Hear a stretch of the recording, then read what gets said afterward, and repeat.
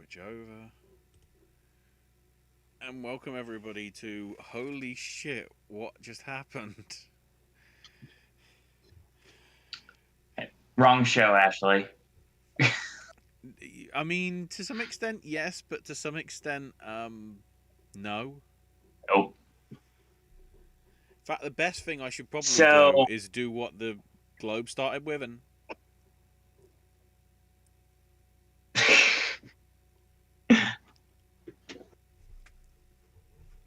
yep. Look at this. Wow.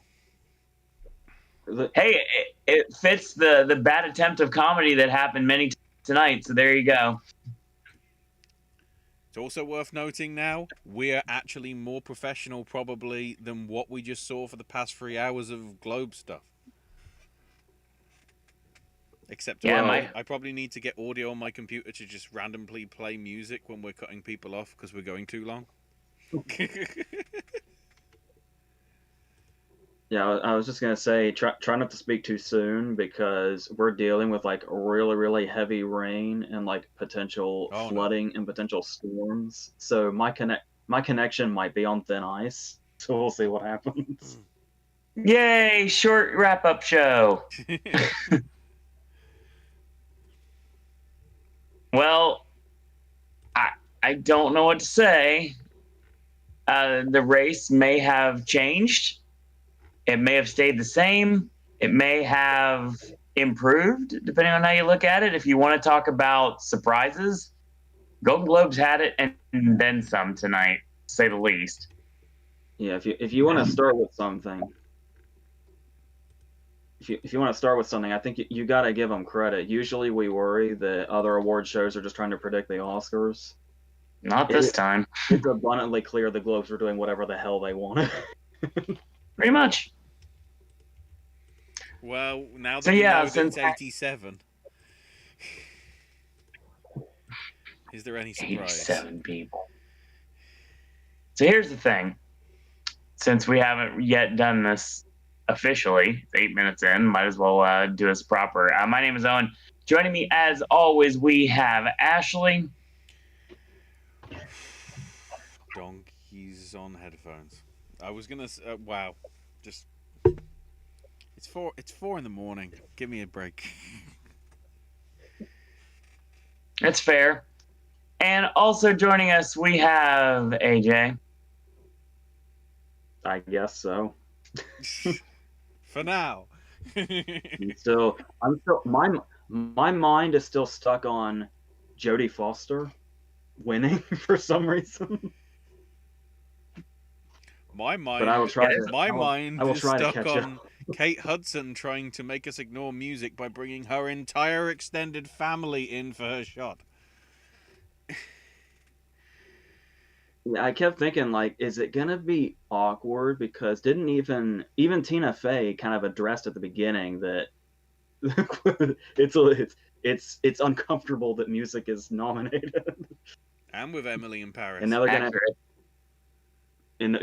And then they immediately cut to blooming Lily Collins, and she's just like, I signed on for a second series, fudge. But at least did you notice that they showed Maddie Ziegler's performance as little as possible in that little music recap? Why didn't they show the restraint scenes? Oh, God. Because Leslie Odom Jr. is still campaigning. He can't let any voters see that. Makes sense. So, if you're new to this is the official start of the award season for us. We have this little competition where right now I can say this, knowing the numbers, before we go any further. Ashley's in the lead. I think, as is often the case. Yeah. I think it's 3 straight years that I've been in the lead. Hasn't always worked out, so. I knew the moment I was doomed to come in last because for some reason they did picture comedy or musical before they did actor comedy or musical. It's weird.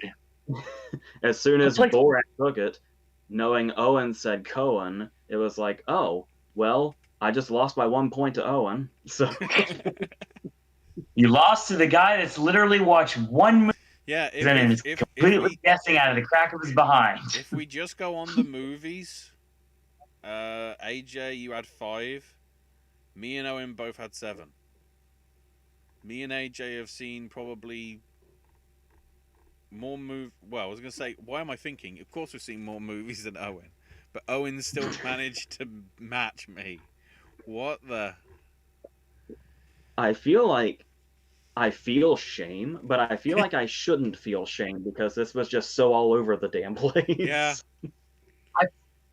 I remember the predictions. I vaguely remember the Critics' Choice, and don't worry, you'll get your points back, believe me.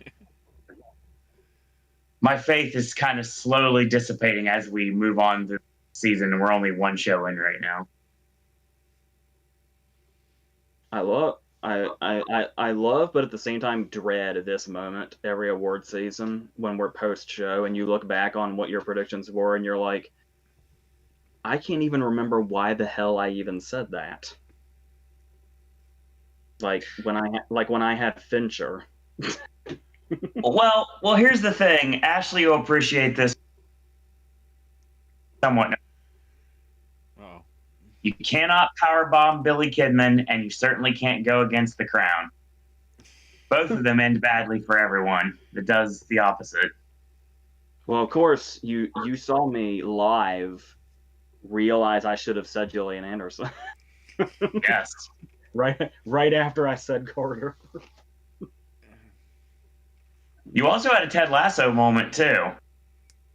Yeah, if I remember correctly. I really should have gone with that.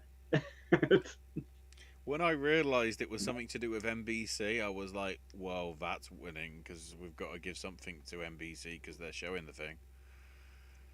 Well, I mean, it's nice to see that Jason Sudeikis decided to join us from... Don't just throw the shade at him. You know, Joaquin Phoenix showed up in a shirt and tie and a hoodie that said... He's Joaquin Phoenix! You're lucky he's even there! I couldn't believe he was there. Though then again, I think we know if you're familiar with Joaquin Phoenix's talk show appearances, we know why Joaquin Phoenix was there. He did like a whole segment with Jimmy Kimmel where he just talked about the fact that he has a crush on Amy Poehler. We know that's the only reason he was there. That's fair. He was at the New York one, right, where Amy was. Well, no, but Amy was Hollywood. Yeah. She was in Beverly Hills, actually.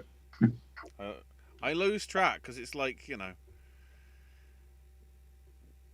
I lose track. I mean, you really Tina Fey not in New York? Hang on, I've just realised, if Tina Fey was on the west side of the screen and Amy Poehler was on the right side of the screen, why didn't they flip it to reflect what coast they were on? I just realised that. Oh.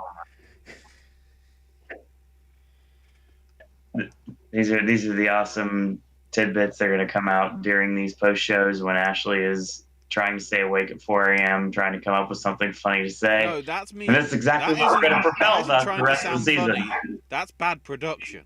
Speaking of bad production, this Globes. Oh my word. Yeah, I think Kevin Dunn produced this show.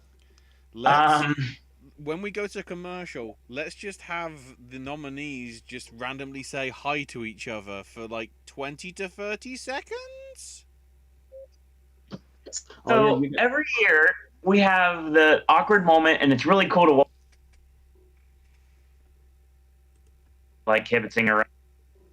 Oh. Maybe they're talking about a project or something.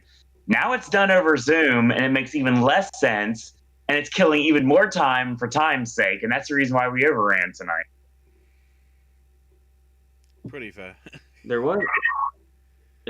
was something you guys, I'm assuming, didn't have. Remember how I just said that we're having like potential flooding and stuff? Oh god. Yes. I had to judge Josh O'Connor's win by the reactions on their faces, because all I could hear. The warning sound, the warning siren. Yes, I know it well, AJ. I know it well. And that Warning, fucking thing Josh goes O'Connor has won on an forever. award. God. Well, no, AJ, actually, we had an awesome feed out of Connecticut, of all random places, and that's what we ended up watching. I just realised that I made the joke last time about I hope there's applause, please applause. Then I realised there wouldn't be much need because it isn't going to be a room full of people. I did like the acknowledgement of having all the people at both ends being emergency and key workers and showing thanks to them and whatever. Yeah, there was no seat fillers at the ceremony this year, to say the least. Oh no, there was 2. I'm looking at you. Oh yeah, I Keenan saw and Maya. Miranda's dog. I'm looking at you, Keenan and Maya. Should know better. Oh my God. Just 'cause you're SNL. Well, there's an S and an L on that one, but there's no. So there you go. I can't remember what the age group is of the people that would watch this. But I don't suppose anybody's drawing attention to the fact that when she was translating him at the end, he was basically doing his PRS Cargo character from all Yeah, he was. No, dude, I marked out for that, but Maya Rudolph needed to go away like something fierce. The first thing I said to Ashley, I basically channeled the Duke from Moulin Rouge and said, you know what, I don't like this ending. I just don't. I hate this presentation greatly. I really did. At the very beginning, it took a lot to really get into the show. Unless something goes horribly, horribly wrong, at least we know this is like a one-time thing, so... Thank God. We'll see. I felt like I was watching Raw. I think Critics' Choice might be the same to some extent.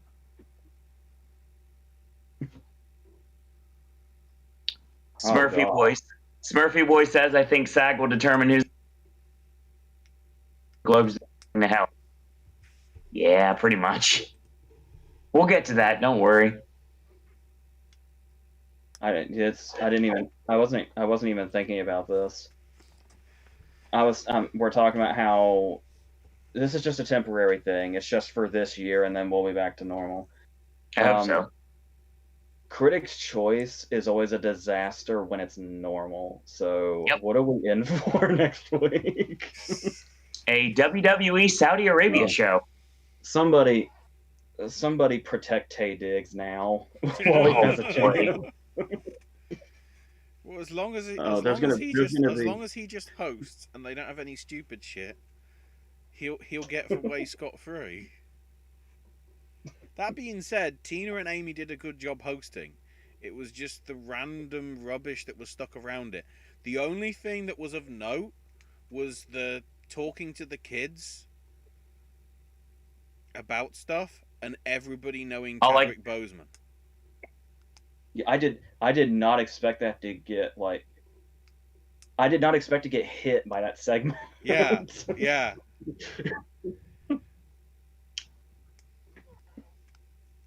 Maybe I'm the only one getting this vibe.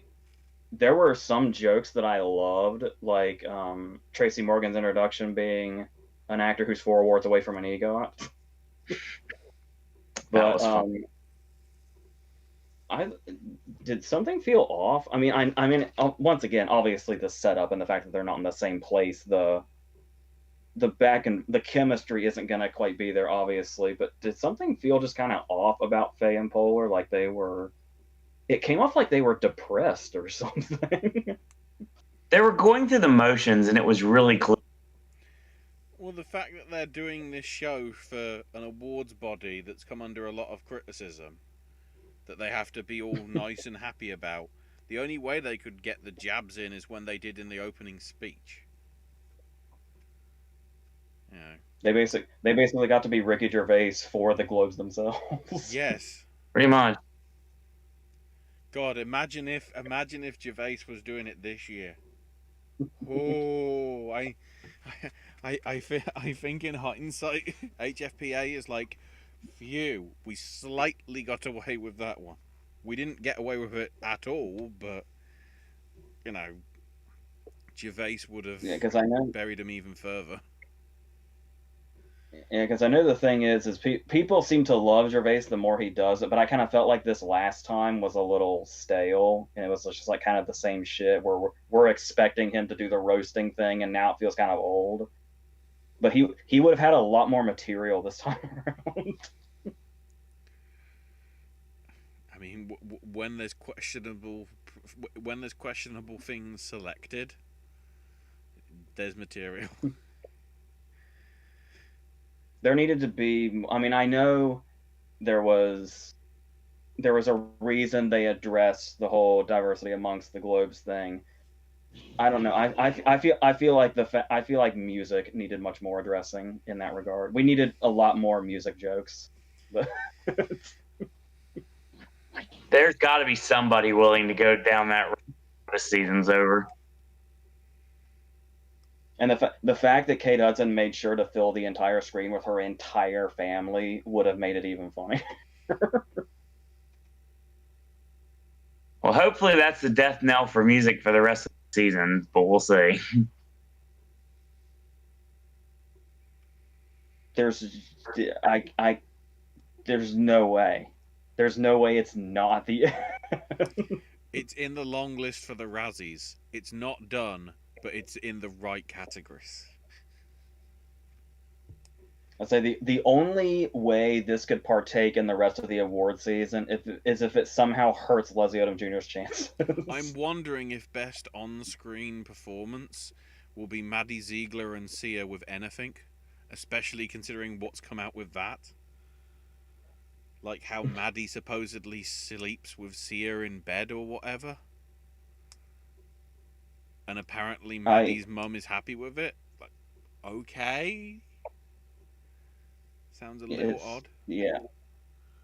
Because I had heard there was a whole thing about how Ziegler was really, really concerned, like to the point of the fact that she was crying because she was afraid of offending people with her performance. And Sia was the one that told her, "Oh no, you're fine." Yeah. You gotta believe Sia, apparently.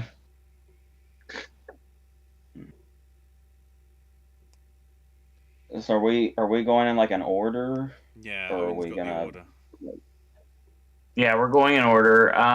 So right away, we immediately kicked in the face with a big loss for all of us, and the emergence of Daniel Kaluuya. Who? At least in some cases, like when we all picked Maria Bakalova or anybody in supporting actress that wasn't Jodie Foster, at least when Kaluuya won, we weren't surprised. No. I mean, I'm not saying I don't like surprises, but I mean, as far as like for prediction's sake, I guess. You mean Daniil Kaluuya, right? It's Daniil Kaluuya. Daniil Kaluuya. That's his name. No, Kaluuya. Daniil Kaluuya. Daniil Kaluuya. He's from that movie Out and Yet.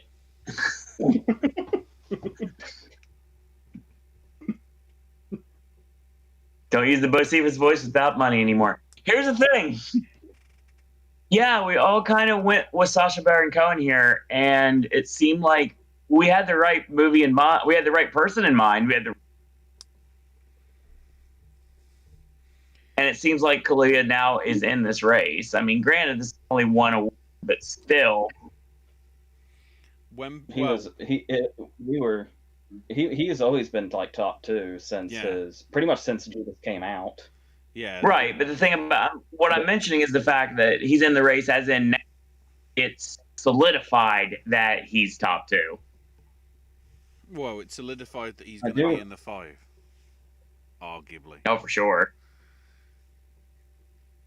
I do wonder, because we talk about how he obviously he's going to be in the top anyway, but it does make you wonder how much his release date is helping him, because his momentum is happening at like at exactly the right time. Oh, it's funny to me because, like I told you, only movies that is currently Cineplex right now that includes the award season. I was trying to remember when the Trial of Chicago 7 even came out. Like with stuff not coming out theatrically, I don't remember when anything came out anymore. Nah, that's pretty much the truth. I was thinking in like the October area. No, it came out on my birthday, I think. It was around that time, yeah. Yeah, I think it was like the day. So it's kind of fucked up that I would forget that.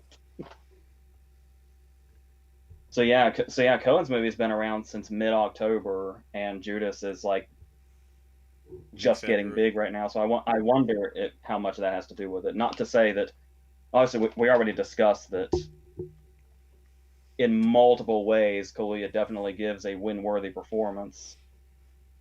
Mm. But once again, we'll see what it's the same response after every single Globe ceremony, no matter what. Maybe we'll just wait and see what SAG says. And the great thing is the way the actual nominations are going, like we can't do any sort of Oscar predictions until before we find out those answers. So we're gonna have to fly blind again to try to predict all the categories here, even more so than ever before.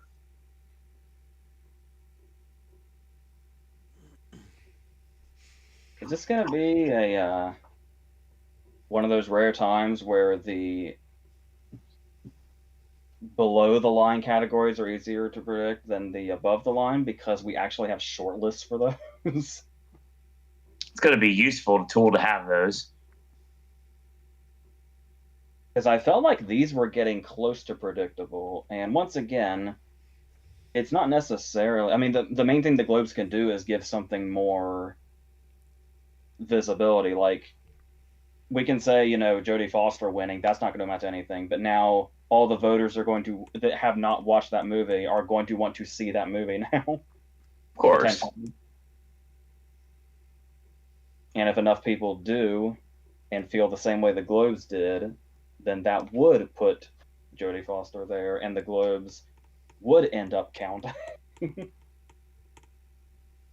Well, for lots of reasons tonight, I hope that's not the case. But we'll get to that later. Speaking of that, Ashley got the first point on the board with the next category, which is the best supporting actor in a series, TV series, or television film, or film for television in this case. John Boyega for Small Axe. June Boyega. Yeah.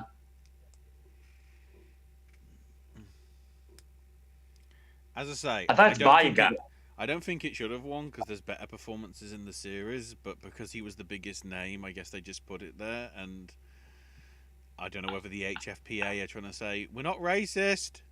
Look, put a black person won.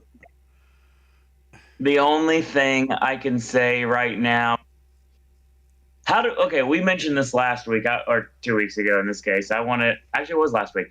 Anyway, can we confirm how old Donald Sutherland is right now? 85. Dear God, Donald Sutherland looked like the Shoot Grim Reaper tonight. Just in appearance, obviously. But Norman Lear is almost 100 years old, and he looks a whole lot better than Donald Sutherland. So we'll blame Donald Sutherland's scenario on lighting and the fact that it was Zoom. Because in The Undoing, I know obviously that's, makeup and all the other shit, but in The Undoing, he looks normal. Okay, fair. I guess it also depends where he was, whether he was in Canada or whether he was in Hollywood, where he was getting his lighting. Speaking of Canada and Zoom, Best Actress in a Comedy Series. Of course, Catherine O'Hara takes it for Schitt's Creek. Yeah, I was gonna say in supporting actor, and eventually supporting actress, that I'm glad I decided early on that whole there wouldn't be a Schitt's Creek sweep. Mm-hmm. Because there definitely wasn't. No, there was not. Big win for Kathy Ryan O'Hara. Yes. One thing that kind of threw me off in the beginning, I've yet to tune on the show because obviously we know I can't watch the award movies, much less try to delve into a television series at this point.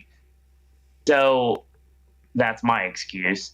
But I noticed she was wearing a metric Tammy Faye Baker level of makeup at one point, and it threw me off to the point that I was like, and then later on, like the next time we saw her, she looked quote unquote normal, so it was fine.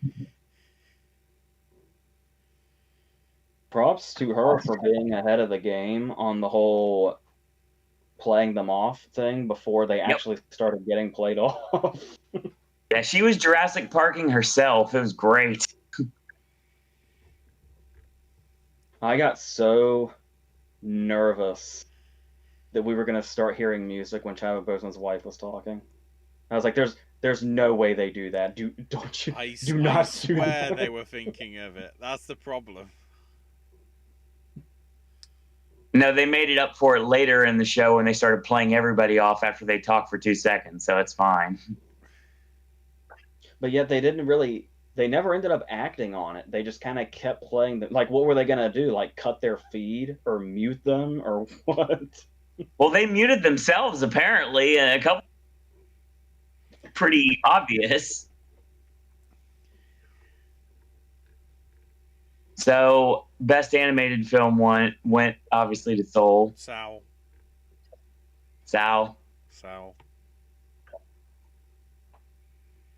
We'll get to Soul's win later. This was the win for Sal. Speaking of surprising wins, it was talking about Ruffalo here, and it's kind of like went underneath the radar. Best actor in a miniseries, or television film went to Mark Ruffalo for I Know This Much Is True. Yeah, we all went with Hugh Grant, and we all died on the hill there. They just went with the Emmys and went with Ruffalo. Very impassioned speech from Mark Ruffalo, too. Yeah, I was starting to wonder. It did kind of get there towards the end, but it was like, because of the whole setting, I was just waiting for the really big, impassioned speech that was just going to eventually have technical difficulties in the middle of it. That's like how, remember when Forrest Whitaker won his Oscar, and right in the middle of his speech, the whole telecast just kind of shut down, like it just went to blank. So in chat, hi Cassie. Smurfy Boy says, take a shot. People keep comparing Cyfred to King, with the differences I don't think Cyfred is respected in the industry the same way King is to miss nomination and still pull off the win. Cassie says, I'm so happy for The Crown and Netflix had the most winners of the night. And Smurfy Boy says, like I said, Globes don't like Emmy darlings. Cassie says, I know, I was worried about that too. They clearly like Emmy darlings. They went with Ruffalo. It's fair. Yeah, it's like that's like we were saying. It's so annoying trying to predict TV at the Globes because there's just no precedent. They just follow no path whatsoever. Screenplay was up next, and Going with My Heart actually bombed hardcore like it did the rest of the. And Aaron Sorkin takes it for The Trial of Chicago 7. Aaron Sorkin. Should not have been a surprise there. I saw Aaron Sorkin. I thought he was a Fincher, which is very random in my head, but that's exactly. He kind of looked a little bit like trying to think. He looked a little bit like Scorsese a little bit for a second there. Just a quick glance. I guess it was just like what he was wearing. What exactly do you think Scorsese looks like? It's a good question. It's been a long weekend, sir. So The Crown conquering starts with actress in a drama series going to Emma Corrin. Emma Corrin. Then we had the first of, I don't know, you're not going to call this an upset or anything, but I would say thinking that we thought it would be something else, but it wasn't. This was the first prevalent one, and that would be for Best Original Song, which went for The Life Ahead from Scene. Sweet. Totally guessed that one wrong. But that's... Given what happened later on in the night, I'm honestly surprised that Tigers and Tweed didn't take this. But yeah. Keep in mind, though, Diane Warren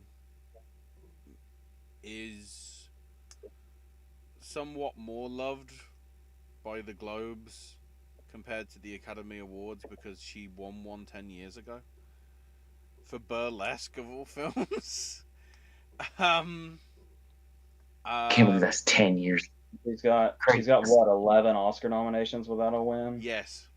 She is the new She Roger is the Deakins. Susan Lucci. She is the new Roger Deakins. Same thing, really. Speaking of that, so another win for Soul, Best Original Score. Yeah, this I don't know why the hell I didn't. Won by Soul. I've been worshiping at the altar of John Batiste this whole season. I don't know why I didn't say. I don't know why I didn't say Soul. I don't know. Props for Trent. News of the World sounded right at the time. It's fair. Trent Reznor getting one of the lines of the night so far, basically saying that this is done that my children could actually watch. I thought that was funny. Very appropriate as well. So we talked about it earlier. I want to get into it as well. Sudeikis winning for Ted Lasso for Best Actor in a Comedy Series. Jason Sudeikis, yeah. The whole time he had to make a speech, he used trying to register that he won. I think that's why he showed up in what he was wearing, because he was just like, I'm not winning. Yeah. I was like, when they joked about it, I was like, give him a break. I seriously doubt he thought he was winning. It was like dressed for the MTV Movie Award. You know, the ones that kind of sit in the back, chill and just like enjoy myself. I won. What happened? Oh, okay, fine. Let's make something up on the fly. It's okay. But it's Zoom, so we can pause this, so it's fine. Don't worry about it. This, I'm sure, is pre-recorded. NDAs for everyone. Smurfy Boy says, cue the Diane Warren Oscar campaign. Hasn't worked before. Maybe it'll work this time. We'll see. Well, the fact that she's been nominated 5 times in the last 6 ceremonies, I don't think there needs to be a campaign. She's probably getting nominated. Whether she wins, that's where the true campaigning will have to be. Yeah, original song seems to be a category every. Either there's one of two. There is a strong front runner that runs the entire table, or it's completely all over the place the entire season.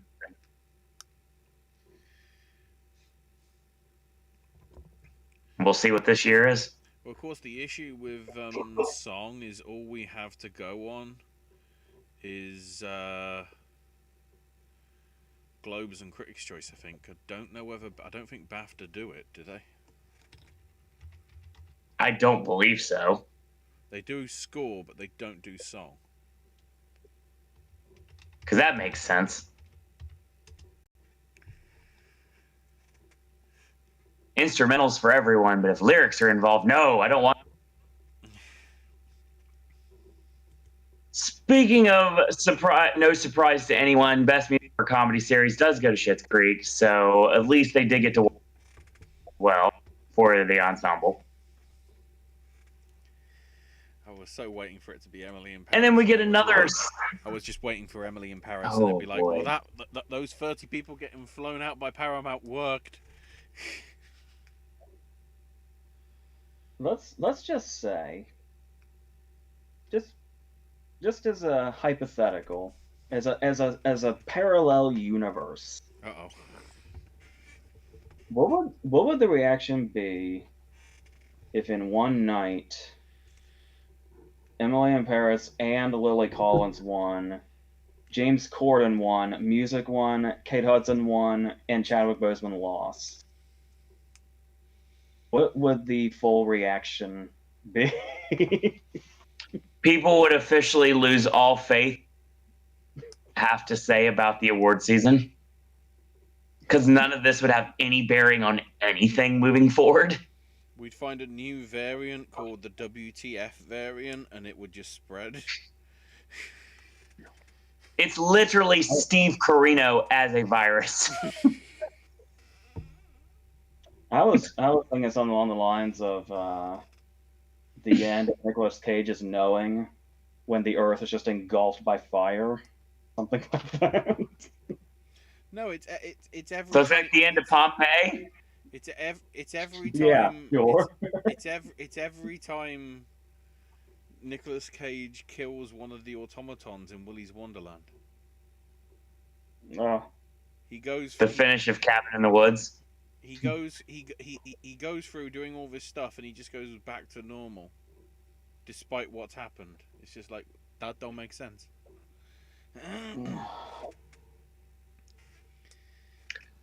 So another that doesn't make sense circumstance, at least by looking at just precursors and anything that made any sense. Actress in a musical or comedy went to Rosamund Pike for I Care a Lot. That was completely out of left field. Yeah, much like a lot of the other cases, it's nice to see that she felt the same way. I mean, having seen how that film ends, I still need to catch it because it's actually available on. It's weird. It's on Amazon in like the UK and Australia and certain territories, but it's Netflix in America and France and other territories. So it's on both. Thanks, STX. You crazy bastards. I mean, she is really good in it, but I still think it's a lot of her just revisiting Amy Dunn. I think. Yeah, that's what you were telling me. I'm pretty sure. That ending. I mean, just having read about the ending and how it ends, it's like, okay. I'm still trying to work out how this is comedy. Smurfy Boy says Sam Smith needs to hand his Oscar to Diane Warren. Was that the year when Lady Gaga lost? Because that was her song. Yeah. Oh, don't freaking remind me. That's one of those cases where it's like, I feel like if you asked any of those voters if they had to do it over again, that would be one that's brought up. Totally. Because what did it do for Sam's career? Not much. Then again, it made it worse. Would A Star Is Born have happened if she had it? So another not surprise if you look at how the rest of the evening rolled. Josh O'Connor wins for the drama series. Which, as I said, I figured out through context clues. But I got the gist. I mean, the scary thing is, it's like he sort of looked like his character by the way he was dressed. It was just like, wait, is Prince Charles accepting this award? Or is it Josh O'Connor himself? Because just the way he was dressed. Maybe I was seeing things. It's a good way to start a conversation. That thing where they lingered on the nominees for the upcoming category after the commercial break. Mm-hmm. They did that for the drama series actors. Was I seeing things, or was Al Pacino asleep and then just kind of woke up right before the commercial break? That sounds about right. He might have been, come to think of it. He was trying in his head not to pronounce the T in Swars. Yeah, had to do something to keep himself awake. Yeah, because I kind of started to think about the whole thing where it's like normally when you lose at the Globes, you've still got the party. It's like I wonder how losing tonight felt. Do you just sadly just log out or Yeah, it'll be basically just didn't. Just hang up. So you disconnect from the Zoom call and then you immediately in and out to drown your sorrows away in animal fries.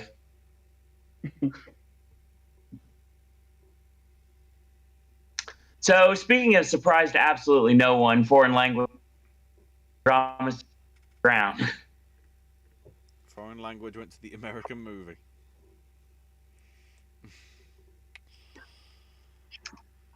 Another shocker here. So Jodie Foster, Yeah.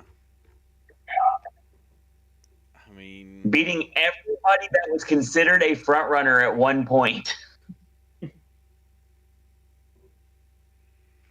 I'm wondering whether whether it will gain enough momentum to get in the 5 from this, because it possibly could. We're always looking for that 5th slot every. The issue is when you do look at the list as it is on at least Wikipedia in terms of cast, she's listed first. So a part of me is wondering, are they Danishing girl this? It's possible.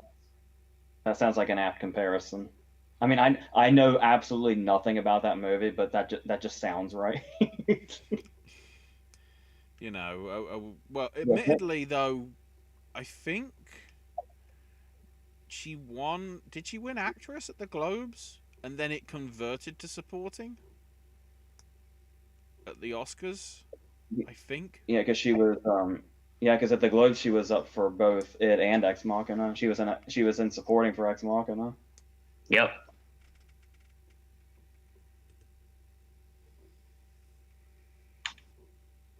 And I don't remember her winning the Globe, but surely she did. So another thing, like, go ahead, AJ. Are you still on supporting actress? I'm about ready to get off of it, but yeah. I'm having trouble because I feel like I've made it clear how I feel about Amanda Seyfried in Mank. Where it's like it did nothing. Like I don't see where the acclaim comes from. It just kind of comes off as a nothing performance to me. Right, you mentioned that many times. So her chances continuing to plummet in regards to getting into the Oscar 5. I can't tell if this is just another blow to that after the SAG snub entirely, or if she's still probably going to be fine getting into the 5. And I can't tell if how much my personal opinion is swaying this. Because I keep wanting to say, oh, her not getting in at SAG, that's a really massive blow and could really kill her chances of getting in the 5, which honestly is not something that I would cry over. And then it's like, oh, but she did actually have a really good chance to win this, especially if we were going by like the Regina King theory that you can get snubbed everywhere else, but if you win this, you're still kind of there. You're still kind of there in Stallone's case, definitely there in Regina King's case. But now that she's lost this to a win that kind of came from out of nowhere, does that just... I keep wanting to say that's just killing her chances more and more, but like I said, I don't know how much of that is the fact that I don't care for the performance, and it's like a wishful thinking thing or something. I think we talked about earlier, like I said, was considered a front runner at one point. I think right now it's solidifying she's dipping slowly down the 5. She's not as high as she once was. She's not 1, she's not 2, she's not 3. She may not even be 4. But now is Jodie Foster a contender? So it's either A, she bumped Seyfried out, or B, Seyfried is now in the bubble, and Foster is now where Seyfried used to be. Not at the beginning of the race, but where she used to be at this current point in the race, which is a possibility too. It just depends. And again, when we make our Oscar predictions, we're not going to have any sort of precursors to get us other than what we have tonight to figure out what we're going to predict for our 26.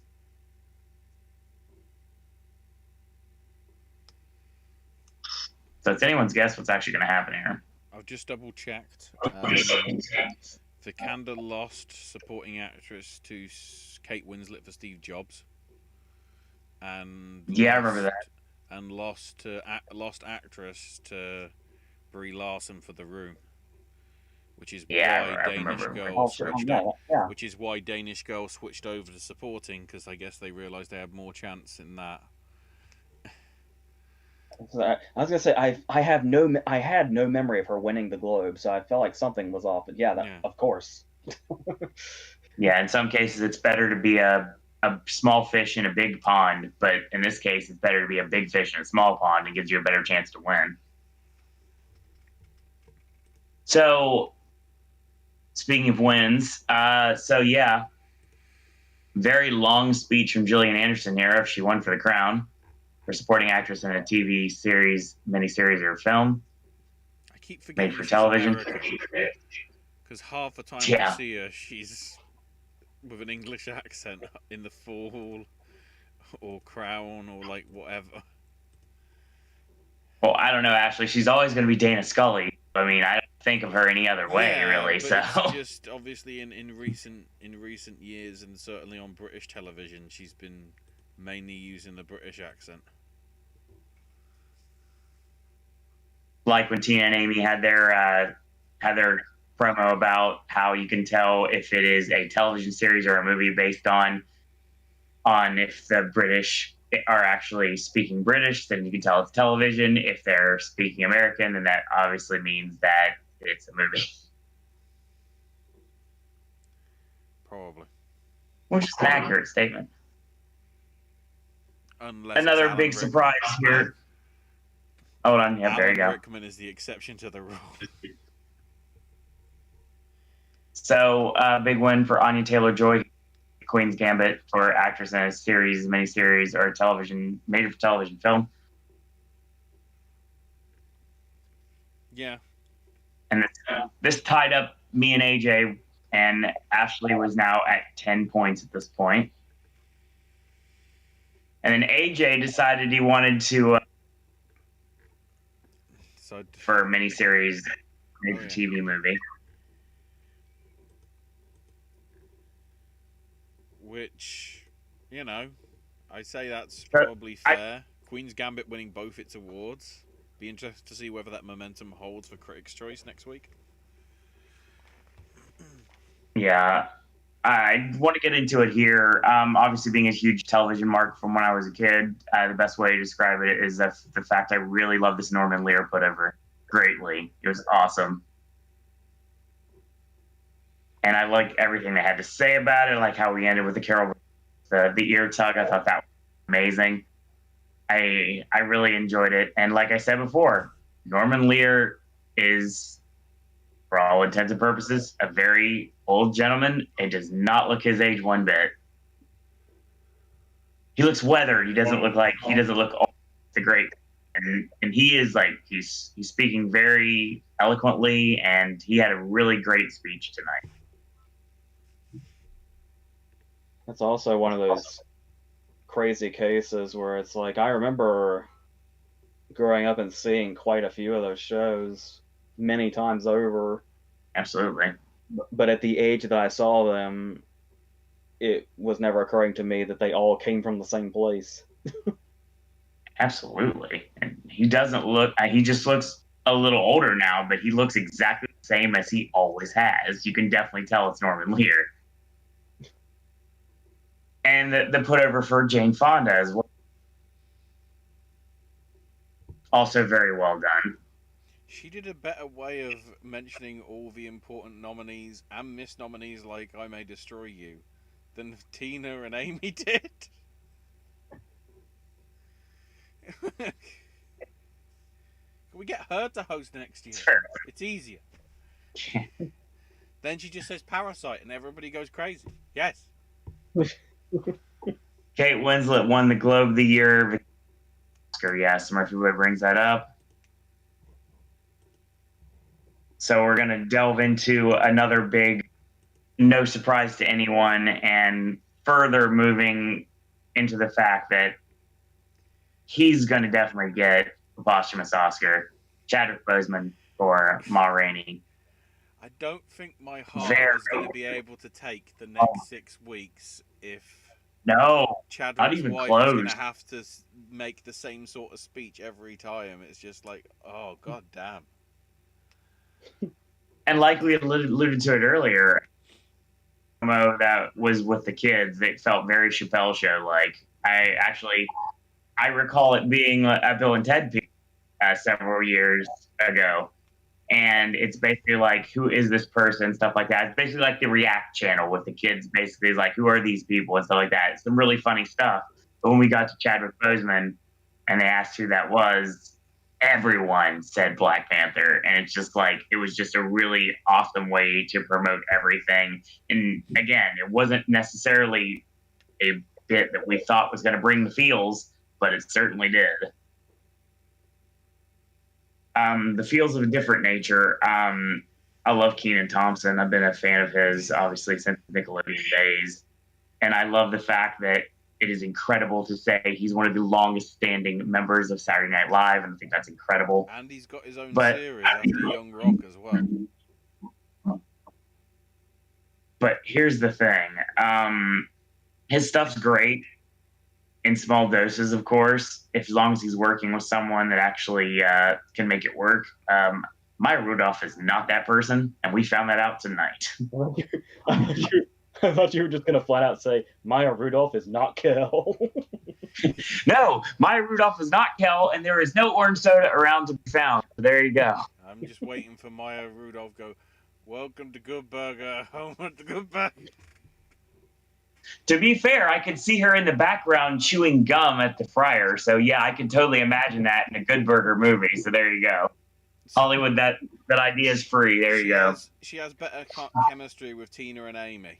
The best bit was her handing off the free shoes to Amy. Barb and Star needs to die in a fire. This concept sucked when I first saw the first trailer for it, and this is a movie that needs to never, ever, it never should have happened. The characters are just dumb and pointless, and was that Rachel Dratch, AJ? I'm not sure. Okay, so I was trying to figure out from god-awful Midwestern accent who that second person was. Hold on. But I couldn't figure it out. Thank you, Mr. Court Stenographer here, with a spoon in his mouth. The thing is,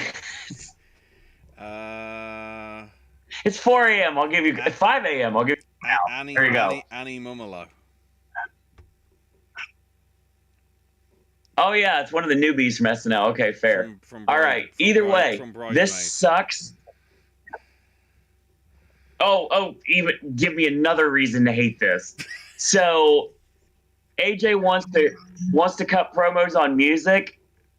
That's fine. I'm going to cut promos on the fact that Barb and Star is god-awful and does need to not exist, and I do not want this anywhere near my television ever again.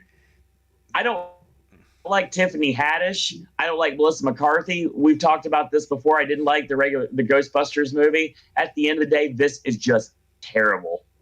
I was going to say, this is an SNL idea that should have been left on the cutting room floor. I think I've made it clear over the years that I hate Wig. So Same. Oh my God, I dislike her even more every single time she is out there now.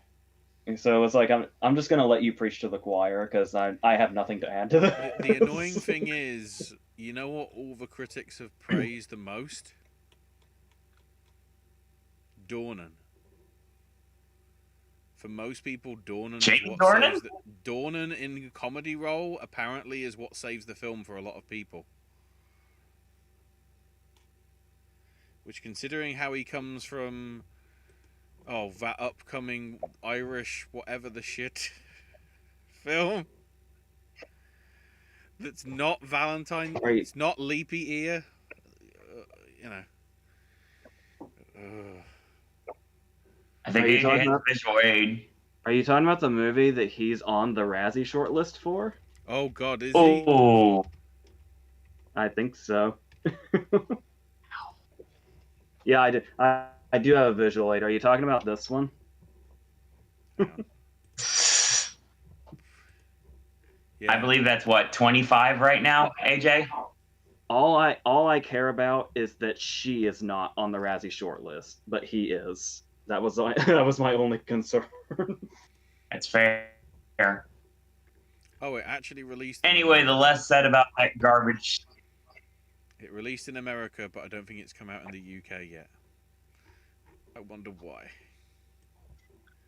I remember the first time I was sitting in the theater.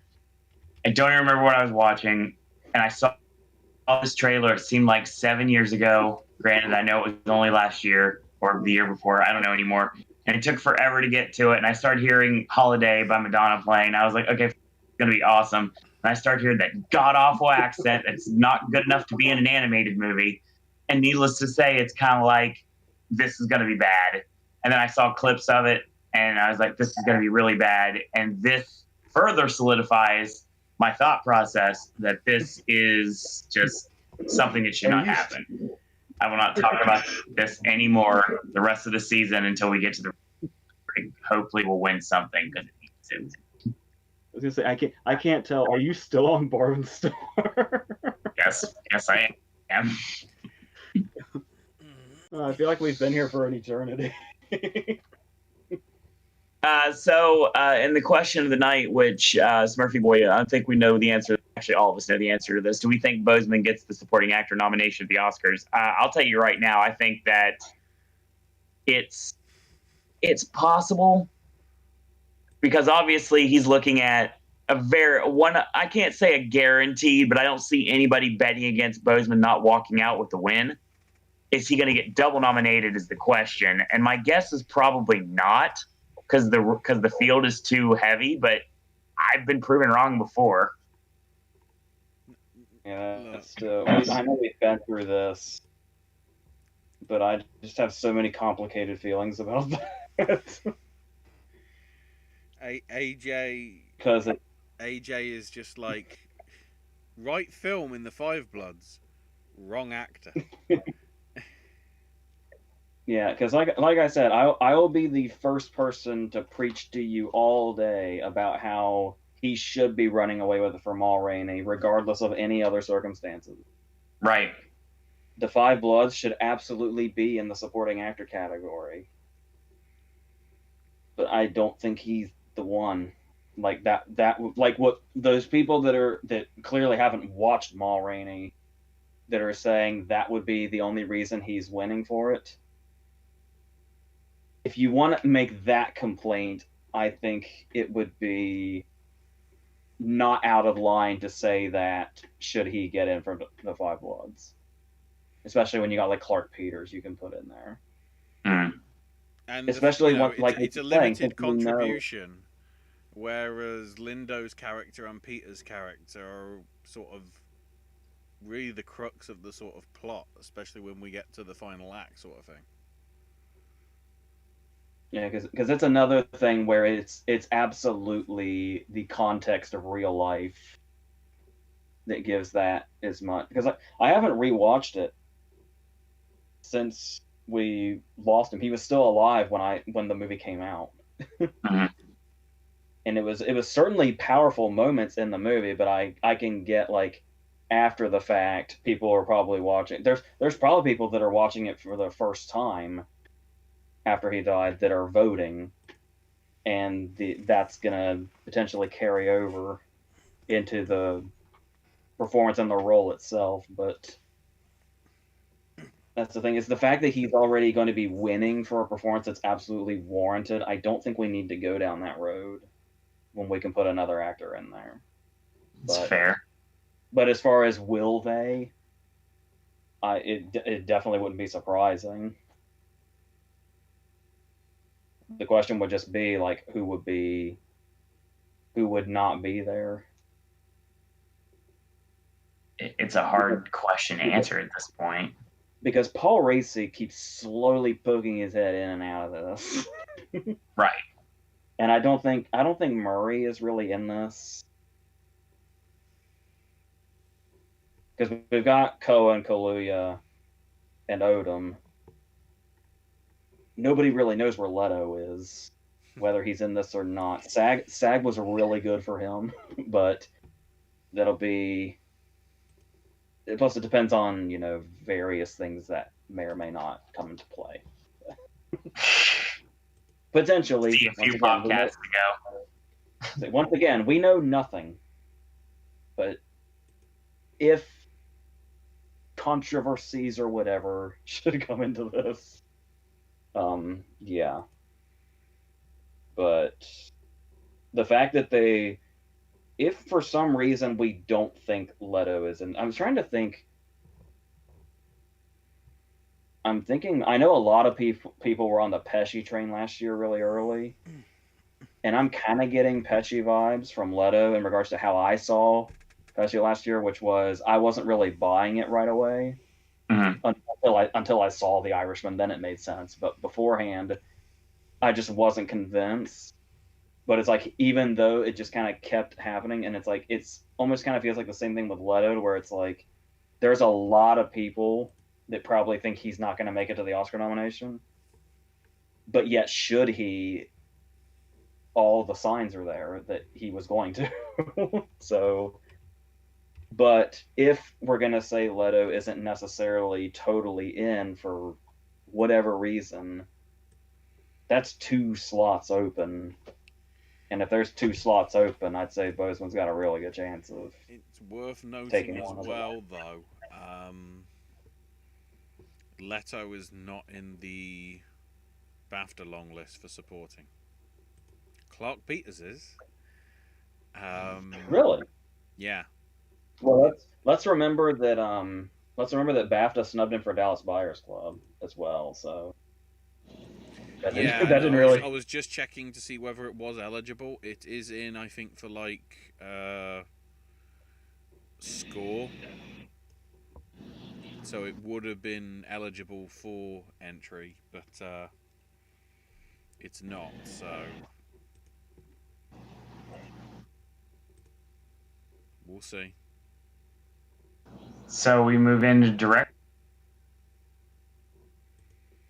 History made. Yep. So, let me just explain myself real quick.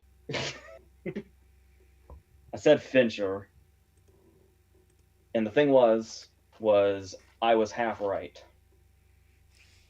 The reason I chose Fincher was because I foresaw random ass left turns, and there were random ass left turns everywhere, just not in director.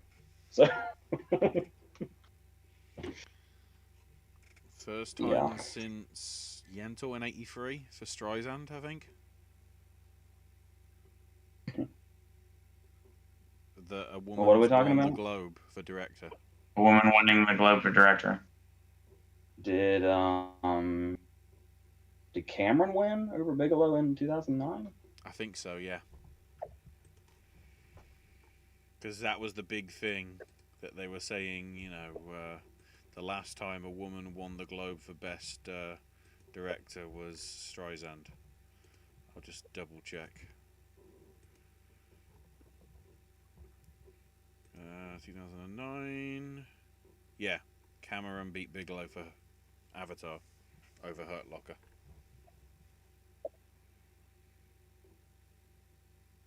Yeah, because I remember getting upset about that. Yeah, because Globes tends to take some turns there. Like when I also kept thinking about when Scorsese beat Hazanavicius in 2011, when Hazanavicius was winning everything. Yeah, I remember that. That was strange. At that point, that was strange.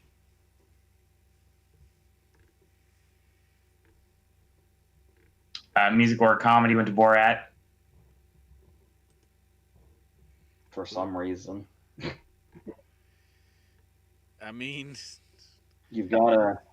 The problem gotta, is this would probably mean more if it was a field of 5 worthy nominees. Because looking at what they showed, there was 3. There was also music in the prom. Why is it that every musical apparently now is trying too much to be La La Land? Because that's the vibe I got off seeing what I did of the prom.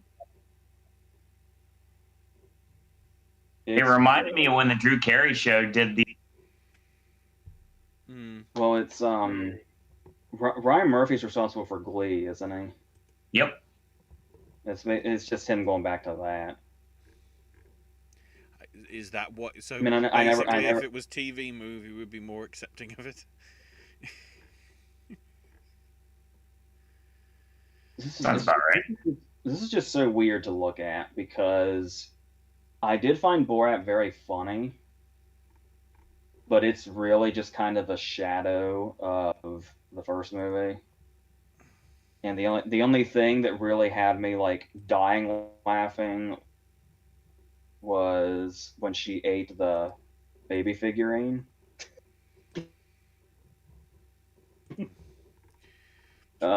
And then you've got a masterpiece, and then you've got music in the prom. And I know everybody was all over Palm Springs. I really didn't care for Palm Springs either, but that's just me apparently.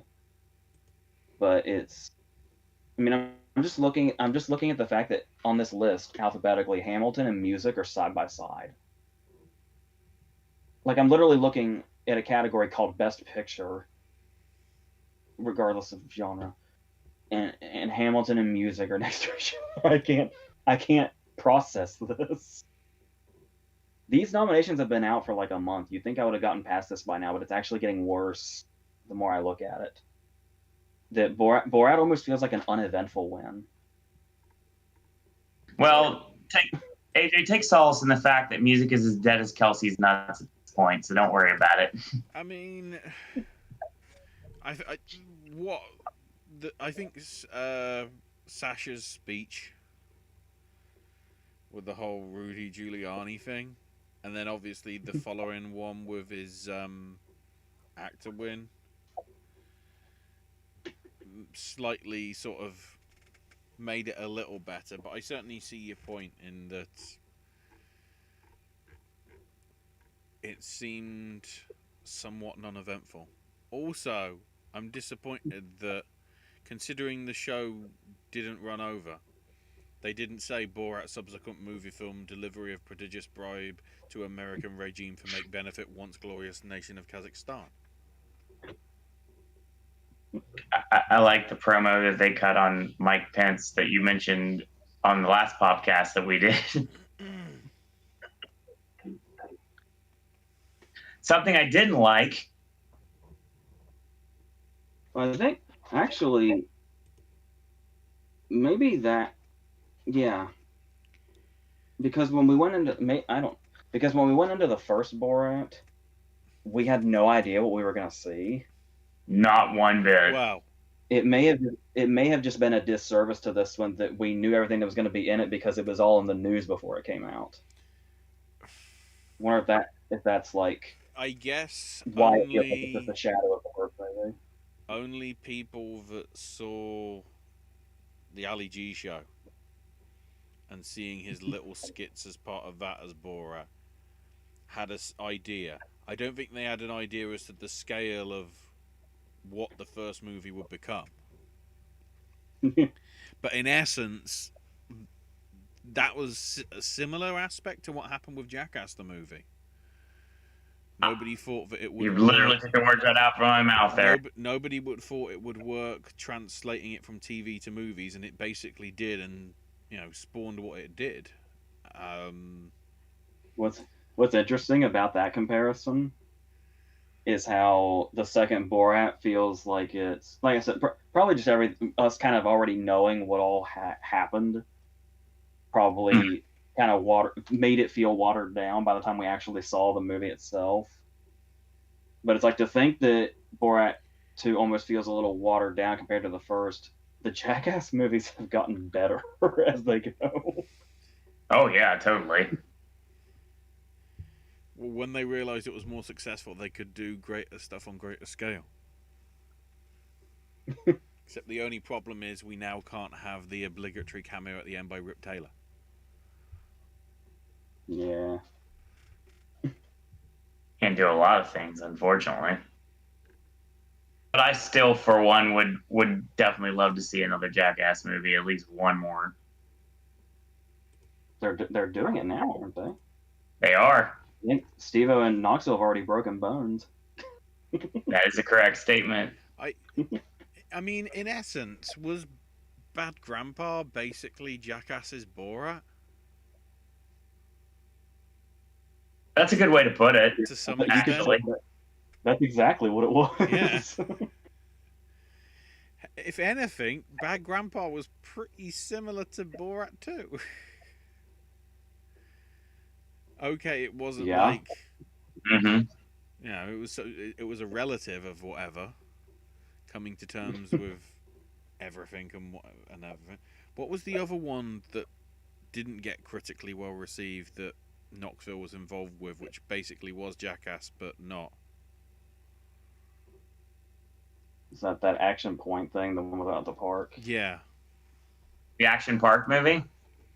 Yeah, that's the movie. I never watched it. Entirely I wanted to watch it, obviously, because I saw an Action Park and everything, so I knew the story about it, so I kind of wanted to watch the movie, but I never got around to it. It was actually at my theater, shock surprise, for about a week and a half, so. It's good we're having this conversation now because we're prolonging. Do we have a new person in the actress race? God, I hope not, because obviously, my personal bias aside, Andra Day wins for United States versus Billie Holiday, surprising absolutely everyone. Yeah, because I've been hearing for a little while that she was a threat to get the 5th spot. Mm-hmm. I just kept thinking, is it because I kept seeing somebody kind of coming in with no precursors, like Sophia Loren at the very last minute or something. Mm-hmm. At least like the major precursors. Right. But is it really going to be so boring that it's these 5? Because it kind of I think so. It kind of looks like it would be. I mean, that happens a lot in the supporting categories, where the Globes just kind of get a category. I'm just the most on the bubble, I would say, is possibly Kirby.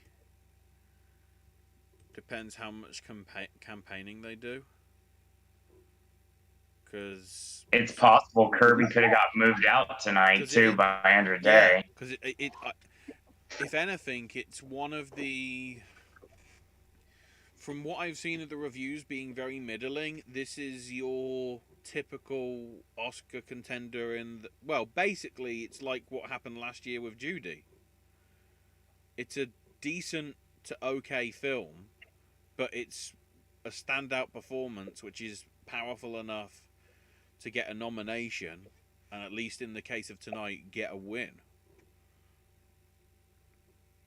And it's got a secondary category to keep it in. Yeah. With Billie Holiday getting nominated for song and also Andra Day getting that 5th slot, that would make the most sense here if we go that route. Because you could say Kirby is the only thing Pieces of a Woman has going for it, but I could also see Burstyn doing the I don't have any major precursors, but I'm going to get in anyway thing, and because there's a couple of open slots in supporting. Yeah, it's true. It's like if Burstyn's going to kind of having a push that we can't see yet, because obviously there's pushes that we realize they were invisible to us, but they were there when they just show up on nominations morning. Then surely that would mean that. I am wondering whether Zendaya could get a push in as well, pretty much on the same logic of the Andra Day stuff. people are praising her performance. It's just the script is so bad in Malcolm and Marie, which is why it isn't getting the great reviews. I mean, I've seen Zendaya's name pop up many times. Predictions, and honestly, for personal reasons, I would day, but it just depends on if it's strong enough. Like AJ said, there's a lot of open spots right now. There's nothing completely set in stone anyway right now, except for just the general three, and then there's two that kind of on the bubble.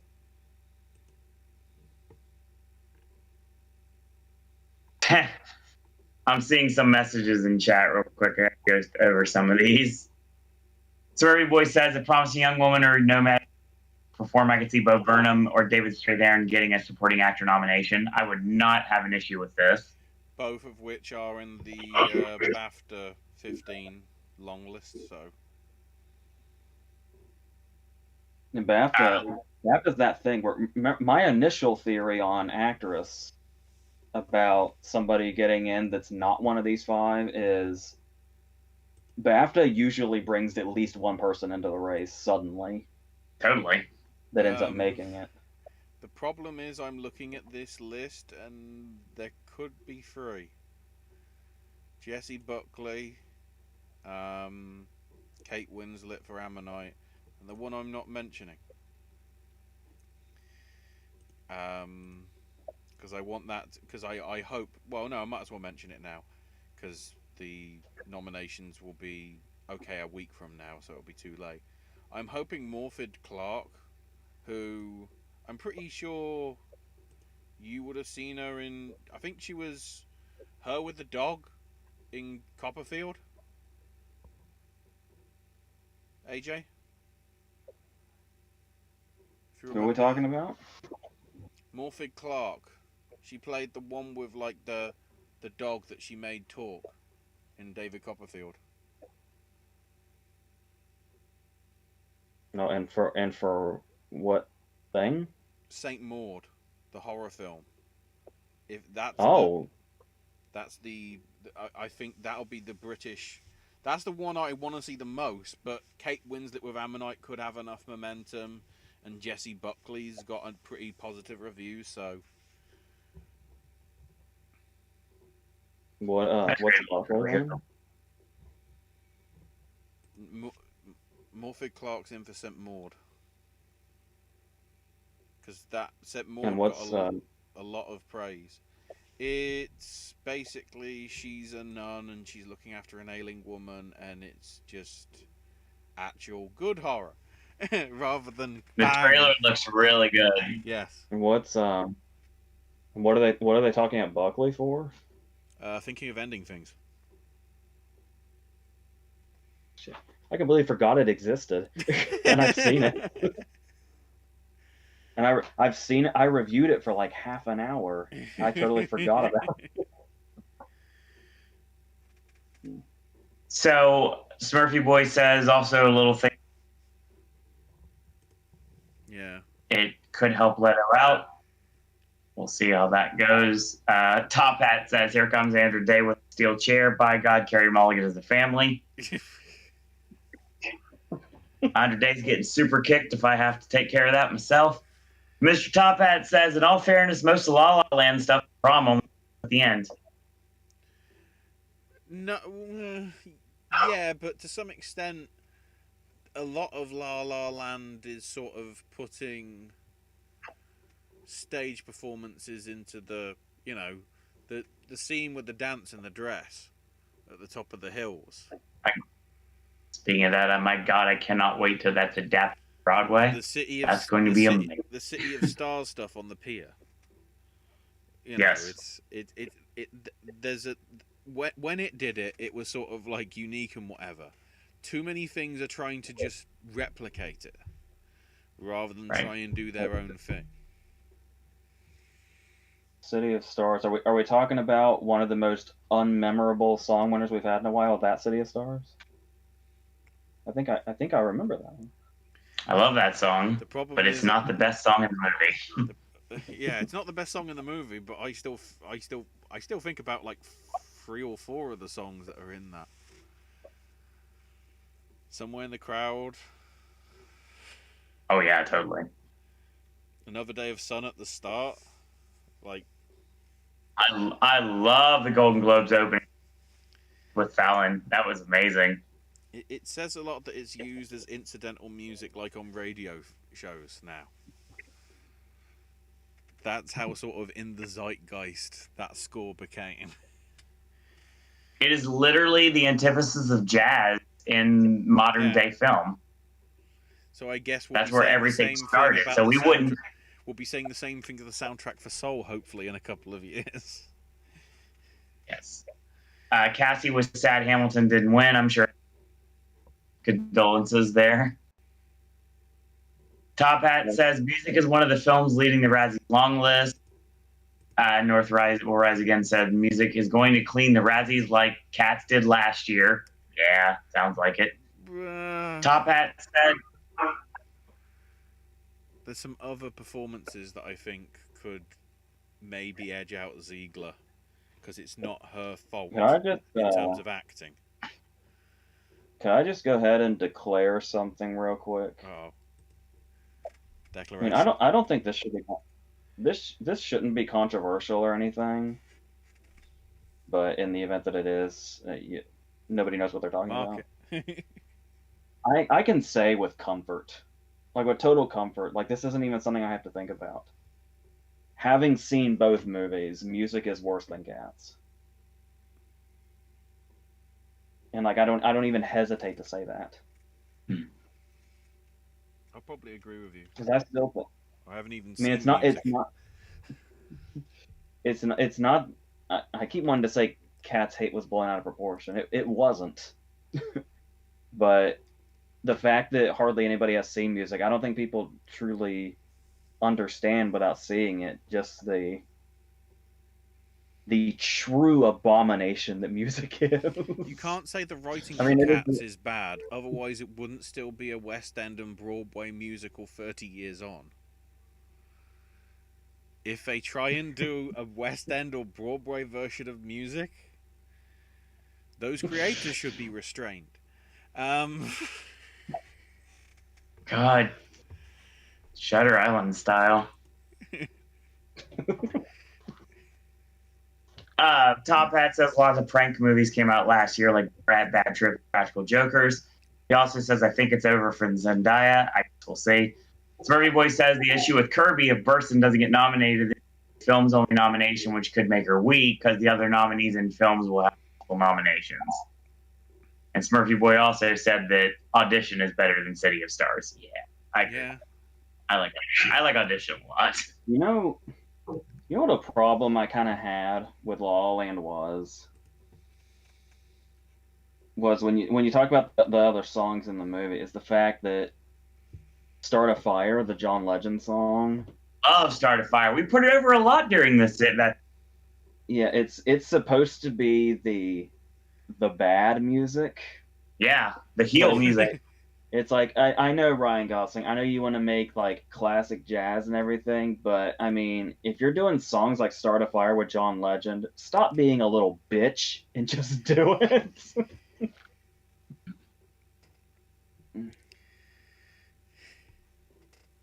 I don't know what I don't know what it is. La La Land has not been good in my memory.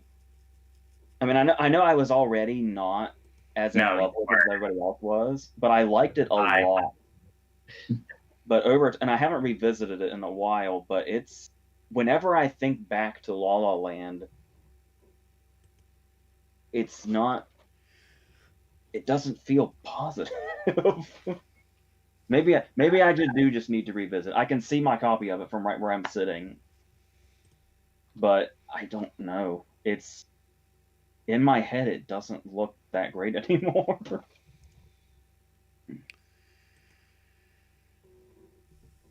I think it is. I think it is the fact that his character is just such a whiny bitch is why I'm remembering it not as fondly.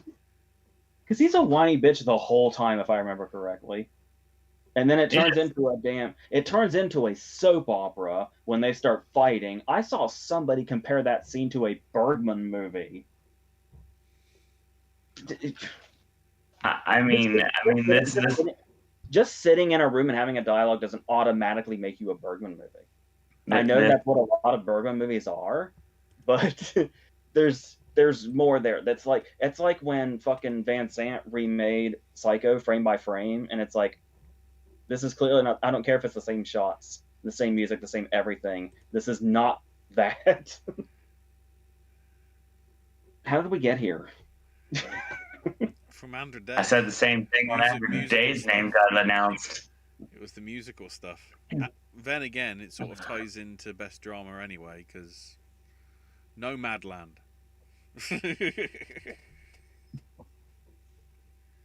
all the lands, you see. Is this going to be a thing? Is this going to be another thing? It's going to be like a constant. Is it going to be like Nomadland wins one, and then Chicago 7 wins one, and then Chicago 7 wins one.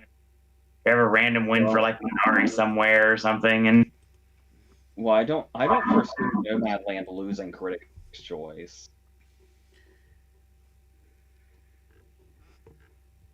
Yeah, but I still feel like Trial of Chicago 7 would be the safe picture choice. And like we were talking about, we had Green Book, then we had Parasite, which means it's time for another safe one. Or is it? Yeah, it's possible. May not be. Maybe in a year where everything got flipped, the script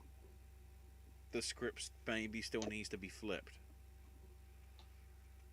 I think that's happened enough tonight, actually. Don't get me wrong. Nomad's in the 8 or 9 or 17 or however many they have this year, for sure. That's I guess you can't really go by that whole thing of it'll either be a safe choice or not a safe choice, because I feel like Nomadland is neither. Like I feel like it's, I don't want to call it, it doesn't feel like a safe choice, but it doesn't feel like a daring one either. It's about in the middle. I can see that. The daring choice is basically a Disney going to ruin another director's career. That's the issue. Because we've got all these small sort of art house films from Chloe, and then she's doing Eternals.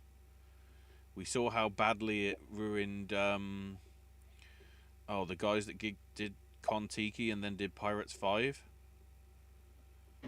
Oh shit. Yeah.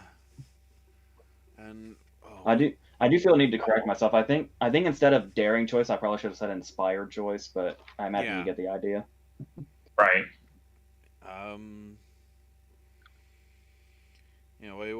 That's always a concern when they have like a really good thing and then they go big, possibly too soon, and then it's just like, oh well, they become the black sheep, and nobody wants to work with them, despite the critical acclaim they got previously, because the big studios sort of ate them in and spit them out. That's my only fear. I just hope that's going. I hope that's going well in post-production right now. That become.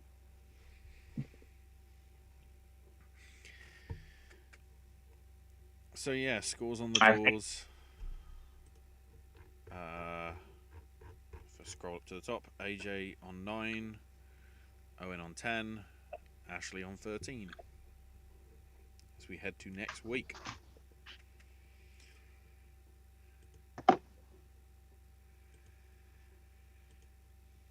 Yeah, next week we're going to be doing the most difficult prediction of the Oscar race I think we've ever had to do, especially after tonight.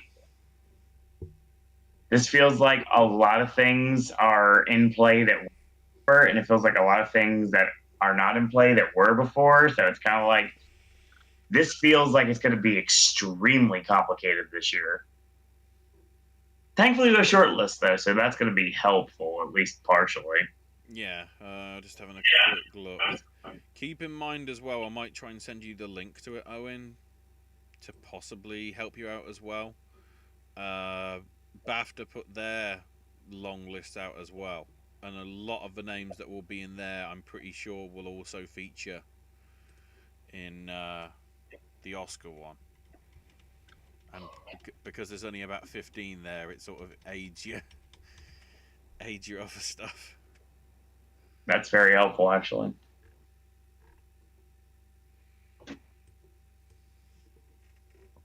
So yeah, I think that might be our show, man. Yeah, so the tentative schedule, as I put it to Owen, is Saturday next week will be predicting the 24, or the 24 nominations, I should say. That'd be crazy. Then this time next week, we'll be recapping all that went down at the Critics' Choice Awards. Then the following Saturday, the 13th, is us reacting to the WGA, the DGA, the PGA, and the BAFTA nominations. It's craziness. So much to do. Then we won't be there on the Sunday, but that's because we'll be doing double duty on the Monday. Because I'm guessing we'll be doing 2 videos, Owen, in terms of the live reactions. Absolutely. And then immediately after, we'll be doing the actual analysis of the nominations. And then the following Saturday, the 20th, we'll be doing the predictions for all 4 of the guilds. Mainly because the PGAs are like putting their nominations out. Let me look at the date. The PGAs are putting their nominations out next week, March 8th. But their award ceremony is the 24th. So it's like there's only 2 weeks for voting on that one. And then WGA as well, it will be the following day, actually, on the 21st. So we'll be able to then, thankfully, because of the order, pretty much wrap up pretty much all the guilds on the night of SAG. We'll have to wait on DGA, so what we'll do with that, I don't know. Whether we'll wrap that into BAFTA stuff. Yeah, BAFTA's is... Probably. Hang on, is BAFTA's same day? No, BAFTA's is the day before, so the BAFTA's and the Directors Guild will be that day. More than likely. So there's your sort of tentative schedule for the next couple of weeks for everybody watching us on the YouTubes to be planned and prepared and all that. And of course, your movie content will continue week. And Versus, it seems like it got a kick in the pants today. So needless to say, it's going to be back a little bit more regularly. That's what it looks like, at least. Ashley will be doing more snack stashes and potentially maybe gaming content at some point. And I got a buttload of sipping snacks I still haven't done. And of course, as of Wednesday, Voices of Liberty returns to the Epcot International Flower and Garden Festival doing Americana. So I will have Voices content back on this channel every single week, between 5 and 7 videos each time around. So look forward to that. So that, I believe, is your show tonight. Thank you, everyone, for joining us. Ashley, you can be found on Twitter at AshIsMyNameK. AJ cannot be found on social media. But if you'd like to leave him a comment, you're more than welcome to do so. Oh, Cassie wanted to know when the Oscars were this year. Let me double check my spreadsheet. April 25th. So we are 1, 2, 3, 4, 5, 6. We're 8 weeks away.